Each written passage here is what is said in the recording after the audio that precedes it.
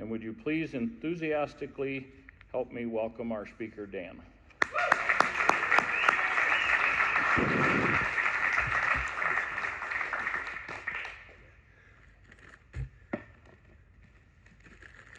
I'm Dan, I'm an alcoholic. I want to thank Mike and especially Curtis for asking me to speak. It's an honor to speak at any AA meeting. Actually, I haven't spoken at Raleigh. It's been quite a few years, 6, 7 years, 8 years. I've spoken at other places, but so it's always good, and especially when you guys moved to such a beautiful place. I remember reading about it, and I know Curtis hooked me up a while ago, and I'm saying, oh, I get to speak to this new place, and it's really beautiful. It's really a pleasure to speak here. It's definitely different. I have a sobriety date, which is February 16th, 1981. I have a home group, which is the Friday night speaker meeting, which meets about less than a mile from here. And I have service positions, and I have sponsored people. I have a sponsor and all those things that keeps me involved in Alcoholics Anonymous. Because that's one of the first things I heard when I went to my first meeting. They said, get a home group. I remember I went to it was a beginner's meeting. It was in Kingston, New York, a beginner's meeting and then a speaker's meeting like this, but they had 2 speakers. And they were saying, get a home group. And I didn't quite get what that meant, you know. I went to the meeting, I just wanted to stop drinking. You know, I didn't know what I was going to get all these side benefits of, you know, spiritual awakening and enjoying life and all these type of things. I was just looking for a way out of this trap that I was in, this alcoholic trap, which because it was very confusing to me actually. Because when I found alcohol, I thought it was the solution to all my problems and everything would be great and that would be my ticket to fun and all this other stuff. And then slowly over the years, all of a sudden it became like a trap. And I was stuck in it. I didn't know how to get out of it. And it wasn't, besides not being any fun anymore, it was bad. So I just, you know, that whole thing and, you know, what is a solution, you know? And I had no idea a lot of stuff. I still don't understand a lot of things. The thing I don't understand, you know, somebody probably could tell me, is why it gets so bad. You know, why something that was so good when I was 15, 16, 17, 18, 19, 20, 21, starts 22, it starts going down, and by the time I was 32, when I wound up walking into my first meeting of Alcoholics Anonymous, it was bad. You know, I can use other words. It was not good. Let me explain why alcohol was my solution. I grew up in a good family. My parents, I had loving parents, 2 brothers. We lived in New York City. It was good. And, but I was a kid who had a learning disability. I couldn't talk. I didn't speak till I was 3 and a half. And then when I went to school, I couldn't read. And I couldn't spell. I still can't spell.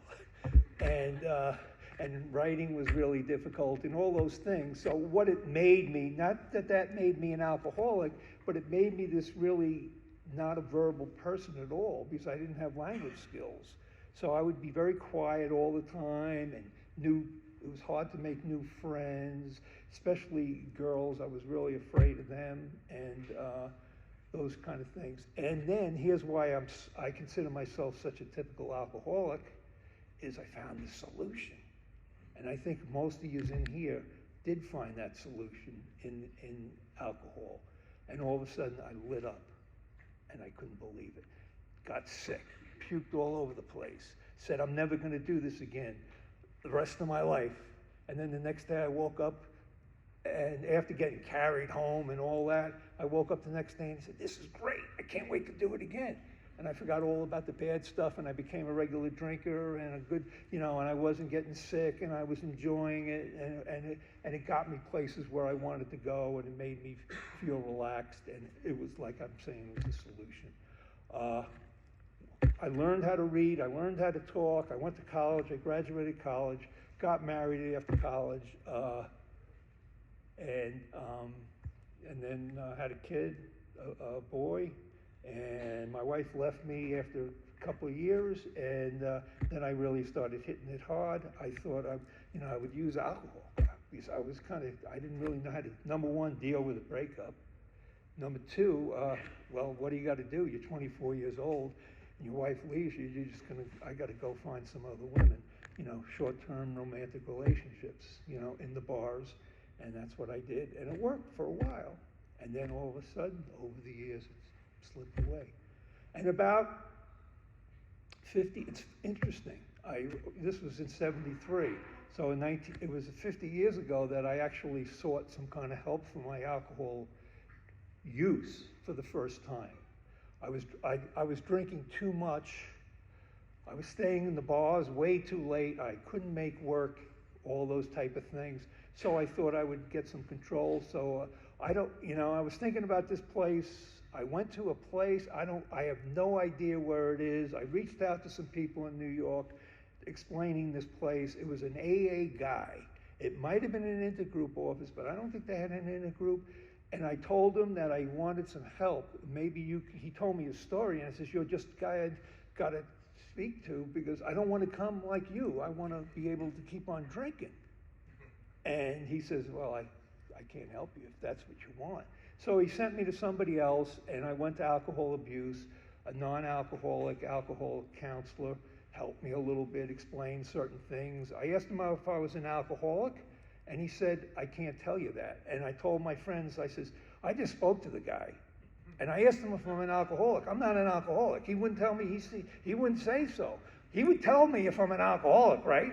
Because they want to get you, if you're an alcoholic, they want to get you to stop drinking.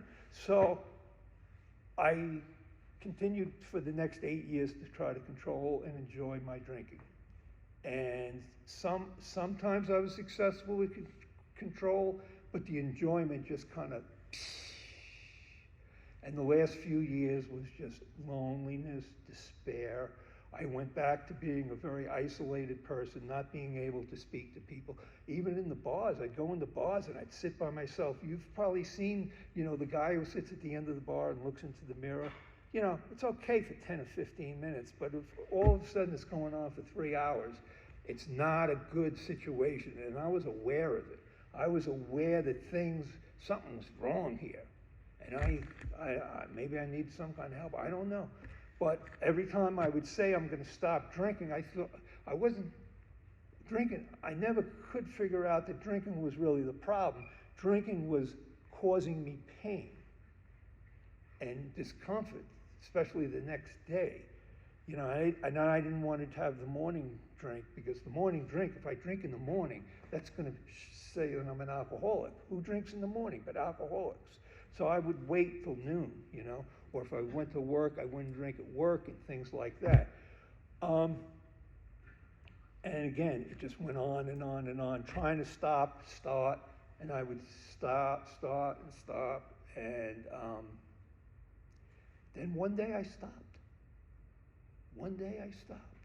But I wasn't going to go to AA because number one, I didn't believe in God, and I knew you believed in God. I read some of that big book in '73, and I figured, what's this about, this AA stuff? And they even had a chapter in there that says how it works. So I opened up the chapter, and I read the chapter, and I saw the third step, and I said, no way I'm going to that, There are a bunch of,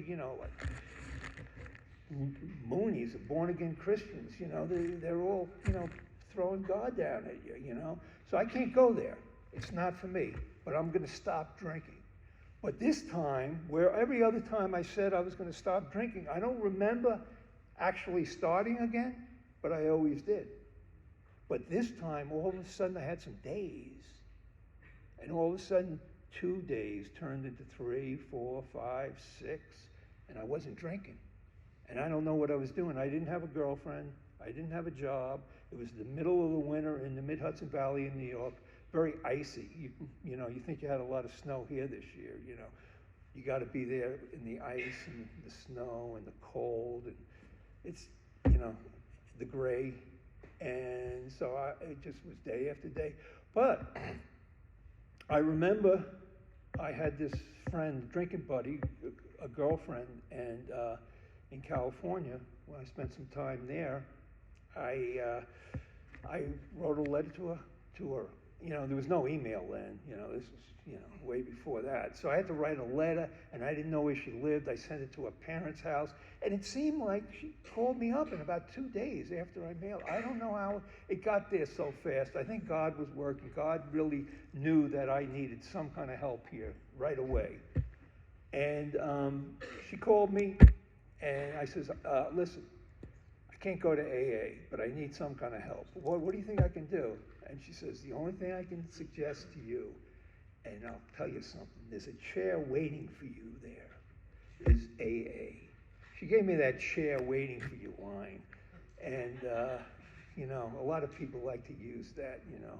So I said, okay, I will do it for you. I did it for my friend. I said, I'll go for you, and I'll go to one meeting, and that's all I'm going to do. So I went to my first meeting, 19 days without a drink, we'll talk about, you know, you take the alcohol away from the alcoholic, and I got crazier. By crazier, I mean I didn't know what to do. What did I do with myself all day long? I wasn't going to drink, do anything else. And so I went to my meeting, and what was the best thing that happened is you're a newcomer, and it's really tough to tell the newcomer, you know. And I'm sitting there, it's a meeting of about 200 people, much like this whole room. It was a Catholic school cafeteria, and I'm standing there, I don't know what to do, and this guy says, come here, sit down. And he just tells me plain out, I said, I don't know if I belong here because I don't want to drink anymore. And he said, but I don't believe in God. I know you guys believe in God. And he says, listen, he says, it doesn't matter what you believe or you don't believe. This is Alcoholics Anonymous. It's for people who have a problem with alcohol. That's what it's for. And if you have a problem with alcohol, you're in the right place. And what I heard at the meeting, the same thing you hear now. Nobody's ever heard this. Why don't you try it for 90 meetings in 90 days? I remember that, you know, and I remember what I heard at those meetings, you know. I remember who spoke. I remember all that. And that was quite a few years ago. And so I said, listen, you know, I'm talking to myself. I says, you don't have anything going on at all. There's nothing going on. You can't say, you know, I've heard a lot of excuses from people why they can't go to meetings, they can't do this. None of mine pertained, you know. No job, no girlfriend. My son, I didn't see him too often, you know, and he didn't really want much to do with me because I kind of disappeared for 5 years. And I mean, that's one of the things that I did as an alcoholic. I left my son, I abandoned him for 5 years till I got back to him. And so there was nothing, I didn't know what to do. So I started going to meetings. And there wasn't like here where you got, you know, there was no 6:30 a.m. meeting and noon meeting and 5:30 meeting and 7 o'clock meeting and, you know, all that. There wasn't all that, but there was the nightly meeting. There was at least one meeting that I could go to every night, and I did. And strange things happened. People got to know me. The fellowship kind of took over. People said, hi, Dan. How you doing? Oh, I'm okay. You know, and I didn't talk at the meetings for 90 days. I just wouldn't say anything. I would just say, I'm Dan, I'm an alcoholic, you know, I don't want to drink anymore. And that was about the extent. And, you know, they say, hey, you want to go out afterwards? And, okay, you want me to pick you up tomorrow? I'm going to go to another meeting. Okay, you know, and that kind of thing. So the fellowship kind of took over and kind of pushed me along. I wasn't doing the steps.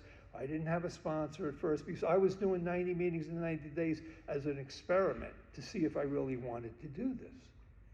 So I went all the time. So if I don't drink, if I go to a meeting, I wouldn't drink. I would go to the meeting, I didn't drink, I'd go home, go to sleep, wake up and hang out till the meeting. And that's what I did. And then after I did the 90 days and what I said, you know something? I'm feeling a lot better. the big thing, number one, besides I got the alcohol out of my system and I wasn't waking up hungover and all shaky every morning, I started to have this thing that came apart, my outlook improved. I had what I would call hope. I says, I can actually do this. All these other people are doing it. Why can't I do it? They're not drinking. They seem to enjoy life. Maybe I'll get to there at this point. So even, I kind of, after 90 days, I kind of took the first two steps. Yeah, I couldn't control my drinking. I tried for years, so I knew I was powerless over alcohol. My life was unmanageable. I used to just, I realized where I was, my life, I would sit in this chair. I had this chair lock condition. Chair lock is a condition of later stages of alcoholism. You can't get out of the chair. You sit in the chair, you got your beer there, you got your marijuana and your cigarettes, and you got the turntable right above your head, and you play the sad songs, I wasn't, it didn't matter black or white. It was country or blues. I didn't care, but Hank Williams, Ray Charles, it didn't matter. I just wanted the sad songs, and I would listen to those songs, and I would get up, go to the bathroom, or go to the refrigerator to get another beer, and then I eventually kind of, what I would call fall asleep or pass out, whatever term you want to use, it didn't really matter. And that's where, my life was not really a bed of roses, it wasn't really good. And the whole, so I took the first two steps. I got a sponsor because Beth, my wife's sponsor, she was on my case every meeting I went to. She would go to me, this is even before she met Beth, because I came in about a year before she did. She would go to me, her name was Millie, and she'd go, Dan, did you get a sponsor yet? No, Millie, I didn't get a sponsor. Why don't you ask, and she'd give me some guy's name. I'll think about it. And I was afraid to ask, which I hear a lot of people, I was afraid to ask somebody to be my sponsor. And, I thought it was like, you're getting married or something, I didn't really know what it was. And I would even speak to, I didn't know who to ask. And I finally asked somebody, he became my sponsor. So I decided to do the steps. I started to go to the step meetings. We did it a little differently in New York. We didn't really use the big book. We used the 12 and 12, and we talked about it and all that stuff. I really liked, when I came here, I liked the way that we do it here better, more through the book, more through the, especially the fourth step with the columns and the way Bill, because, I really think Bill Wilson was a real genius, a spiritual genius, to come up with this idea. Who do you hate? Who can't you stand? Who's in your mind all the time? And then he's going to go from there in column 1 to the end, and he's going to tell you what's wrong with you, what's wrong with me. And I can find out what's wrong with me because I hate you. I can't stand your guts. And all of a sudden, I can get to some kind of character defect. So I learned that, to do that. So I went through the steps. I had a tough time with the third step, because I'm an atheist. I don't believe in God, Well, I'm not going to turn my life over to care of God. There's no God. Who are they trying to kid? That's, I don't think anybody here had any trouble with God. Nobody here did, right? About the whole concept of a higher power or anything like that. So I eventually, this guy Bob, he really helped me, and he hammered home the theme. Dan, this is a decision. God is not going to come on TV and tell you that he exists and you should follow his will and turn your life, and he's not going to do that. I'm sorry. He says, it's a decision on your part, and he says, what do you want to do? And I finally said, I might as well give it a shot. And I said, okay, God, I believe in you now, and I'm turning my life and will over to you. And I had a spiritual awakening, and that was in October of 1981. And it was a beautiful fall day, in New York, and I kind of floated away for a couple of seconds and came back. I was all sweaty and all that, and and Bob goes, "Heavy stuff, Dan, huh?" And I go, "I don't know, but it's okay, you know." And so what it did to me, really, the big thing that did, you know, whatever the experience was, is number one, it got me to do the rest of the steps, because I can go on to, how can I go on to, you know, steps 6 and 7 if I don't believe in God? And it got me to not feel resentment in AA. I would go to AA and I'd hear a speaker like myself come on and say, "Oh, I used to not believe in God, and then I believed in God, and everything was great." And I'd go, "Oh, there's another one of those, you know." And I really didn't like that, you know. It made me feel uncomfortable, and that went away. And I've never really felt, you know, I've been bored in AA, you know. I mean, my friend, you know, my friend Jimmy says, if you love everybody in AA, you haven't been to enough AA meetings, you know. And so there's a, you know, I mean, I'm not, you know, every moment here is not the greatest, but what it's happened is I've had this spiritual change. I've changed my whole attitude, and just not thinking about myself, and, you know, trying to do this whole, you know, spiritual program, which is here. And so I was able to move on, you know. And of course I'm going to say, oh, 6 and 7, that's real easy. All it says is you just got to ask God to remove this stuff. And, you know, I did it, you know. And did he remove it all? No, not right away. Some of it still remains, you know. And but at least I'm trying, and I know what I'm trying to remove, you know. And I went on and did my amends. The biggest amends was for my son. You know, it's, you know, I look back on it and I think about, you know, how could I possibly do this? I remember my parents saying, "How could you just leave? What's the matter with you?" My mother was telling me that. She says, "Something's got to be the matter with you if you just kind of leave your son like that." He was only 2 years old, and I got to leave. I can't stay.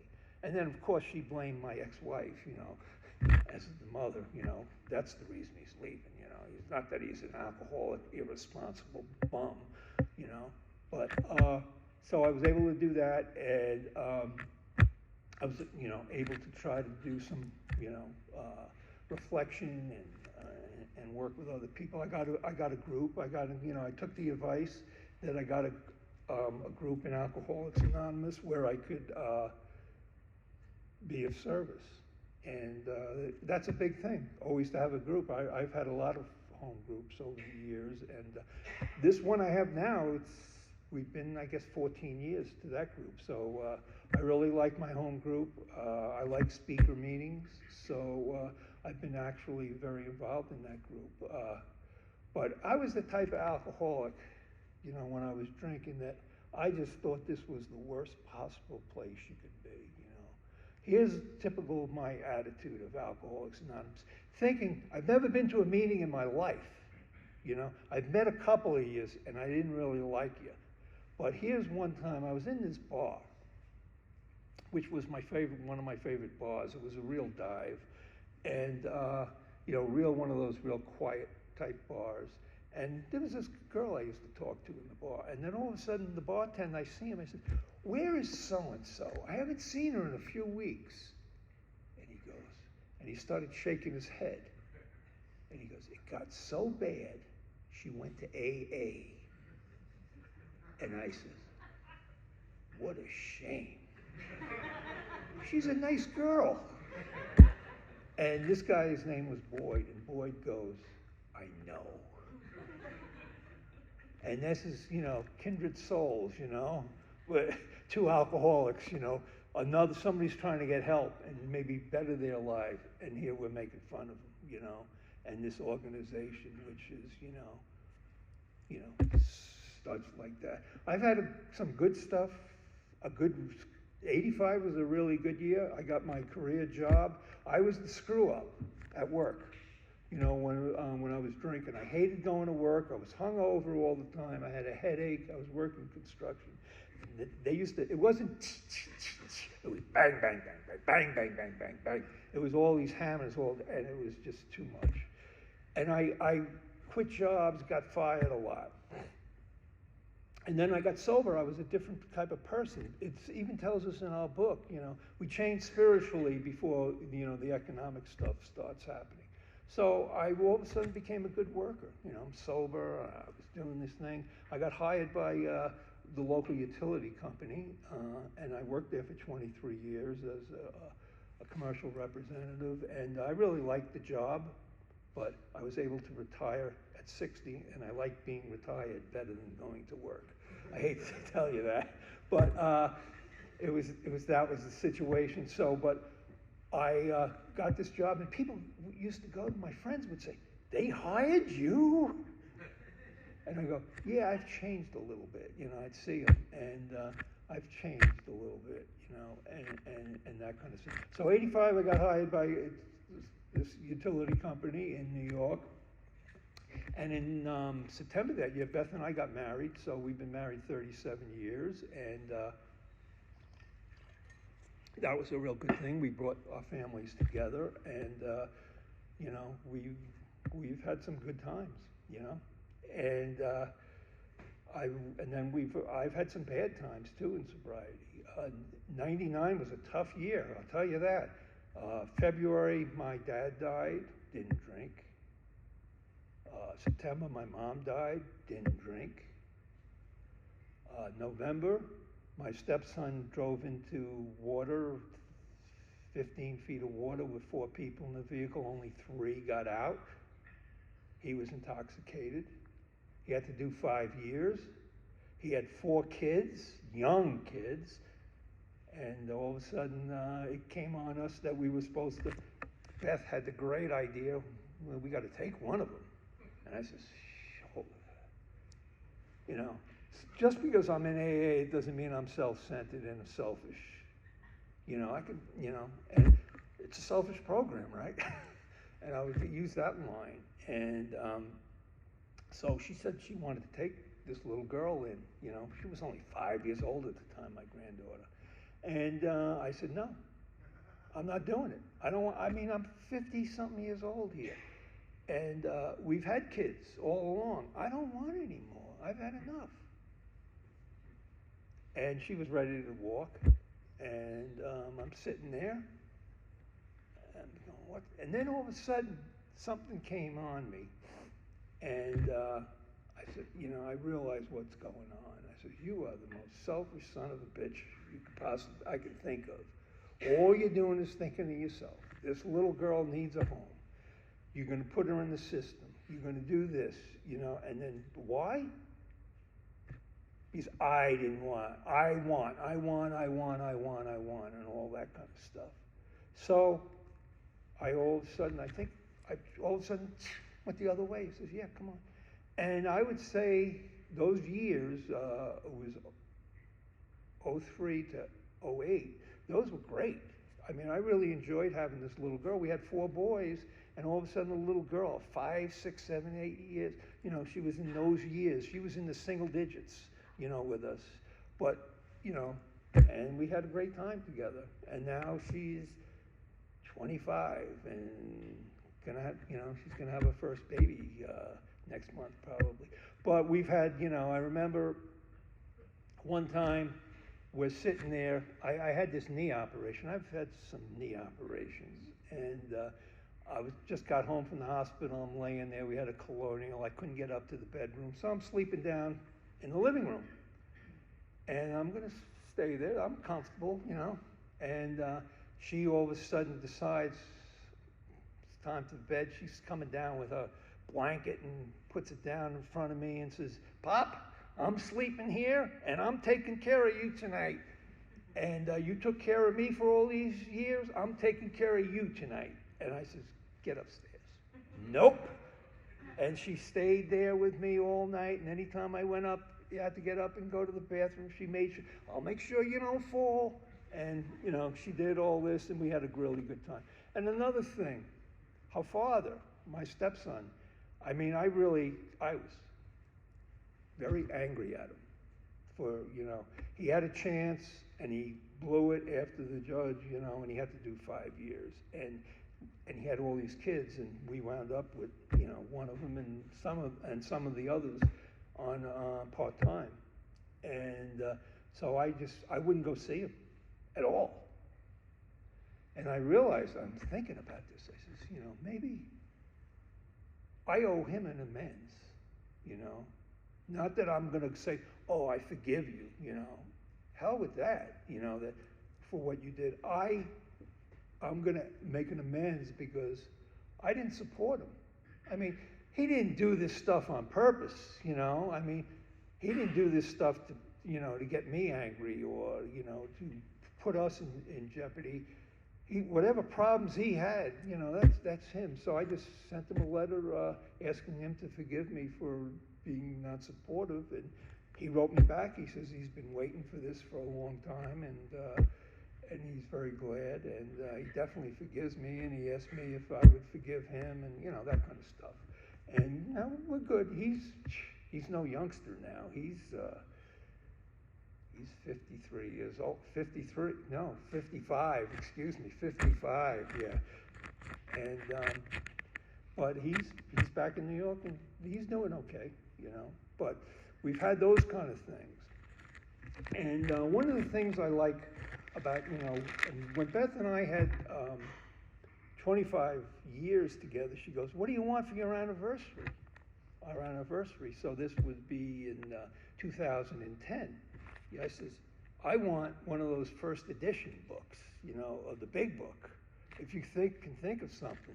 So she says, yeah, okay, get one, and I got one, and it's right in here, and it was actually the lady's name, she's probably long past, her name was Bridget O'Hara, and I think she was in Al-Anon, because the only 2 chapters that were underlined or checkmarked were to the wives and the family after. So I have the impression that she was an Al-Anon lady, but she had this book, and there's great stories in it. And I really like, one of the things when I first came in, I had trouble reading, to tell you the truth, I didn't understand the big book. Maybe some of you just read it. I've heard people, oh yeah, I sat down with the book and I couldn't believe, I read it, it was, I flew right through it and I was identifying with everything and it was great and all that. That wasn't my story. My story was, okay, I got it and I read the stories in the back, and that's what I did. I would read them and I really wouldn't get it. It was only when I really sat down with somebody, with Joe and Charlie, and listened to Joe and Charlie. I actually did Joe and Charlie. I have a house meeting in my house, and we've done that. We're on our 4th time doing it. We've had this meeting for 10 years. And so we're doing Joe and Charlie again. But I would just listen to Joe and Charlie explain everything in the book, and then I understood it, But there's a lot of other stories in this book that I really like. I like the story of Freedom from Bondage, Win, in the back. It's the 4th edition. She's talking about the resentments, and the resentments of her mother, and you got to pray for people that you can't stand. You hate their guts, But how you get out? Because people ask me all the time. They go through these whole long stories about these people that they can't stand. And what am I going to tell them? People you sponsor. I says, I don't know what to tell you, but maybe let's read Freedom from Bondage at the end of it, and why don't you try it? And more than one person has come back to me and says, I was able to, relieve the resentment, a little bit. Another one I really like is Dr. Paul's Acceptance is the Answer. Things are exactly the way God wanted them to be, and there's nothing we can do. I got to accept it. Even though it might not be the greatest situation and it might not be perfect, I got to accept it, or else I'm going to have so much trouble in my life, and not be able, again, the resentment keeps, I'll hate this person, I'll hate, this person. I got to do this. And one of the ones that I really like is The Doctor and the Paradox. That was only in the 2nd edition. His name was John, and he was a professor at 2 colleges, one in Alabama and the other in Kent State, right outside of Akron. And the whole paradox is to me, the whole program of Alcoholics Anonymous. You know, the first paradox is I have to surrender to win. If I do not surrender to alcoholism and say that I lost the battle, to surrender to alcohol, you beat me, you kicked my butt, I can't win, then I might be able to recover. And then he also talks about we suffer to get well. I suffer. Things are going to get worse for a while. Maybe, worse physically for a while, but the emotional and the spiritual stuff takes a while. I'm going to suffer through this. I don't have alcohol anymore, or these other things that I used to use, that are going to help me get through this stuff. So, suffer. I'm going to suffer to get better. And the third thing, which is probably, one of the real famous ones, is you gotta give it away to keep it. And that's the whole basis of our program is, why do we stay in here? We gotta give it away to keep it. And I have a friend in California, he says, it's not give it away to keep it, I gotta give it away to get it. If I don't do this program and be involved in Alcoholics Anonymous or sponsor people, it's more than just that, or have a home group, be involved with the home group, or find a place in Alcoholics Anonymous where I feel I can help, I'm not getting it. Simple as that, I just can't be one of these people who maybe, go to a couple of noon meetings, nothing bad about noon meetings, a couple of noon meetings a week, and just sit there and go out to lunch with people afterwards and complain about the people from treatment coming in that they don't really follow all the rules. I'm not getting it, The people in the treatment people, you're the newcomers, and you're welcome. You're definitely welcome at the Friday night speaker meeting, and I know you're welcome here. We welcome newcomers at our group. Right, Judy? Beth? Yeah, we do. So, and that's what I really have to do, or else, what am I going to do? I'm just going to slide back to the selfishness, self-centered, what I want to do. And the last thing that John spoke about was, I got to die to live. And it's a little more extensive than, the born again thing.